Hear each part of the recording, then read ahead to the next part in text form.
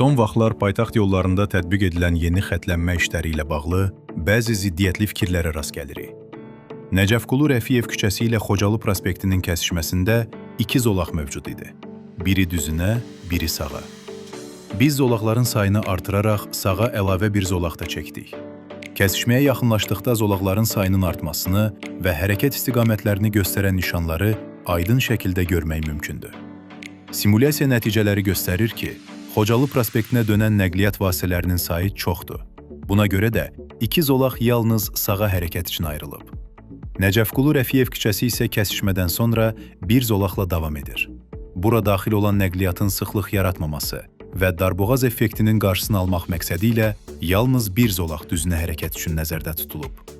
Bu həll mövcud hərəkət məntiqinə tam uyğundur.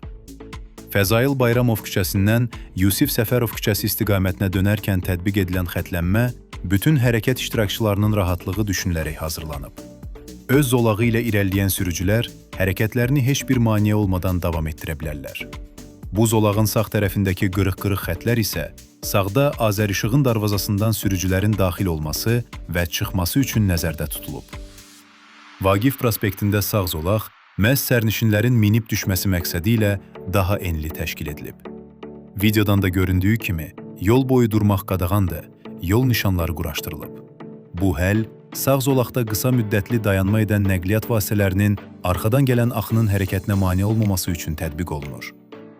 Zolaqların başlanğıcında və sonunda yarım dairə buferlər isə nəqliyyat vasitələrinin konkret dayanma ərazisini göstərir. Bu buferlər Vaqif prospektindən kəsişən küçələrə daxil olan və bu küçələrdən prospektə çıxan avtomobillərin tam təhlükəsiz manevr radiusunu qorumaq məqsədi daşıyır. Bildirmək istəyirik ki, küçə və prospektlərdəki heç bir dəyişiklik təsadüfi aparılmır.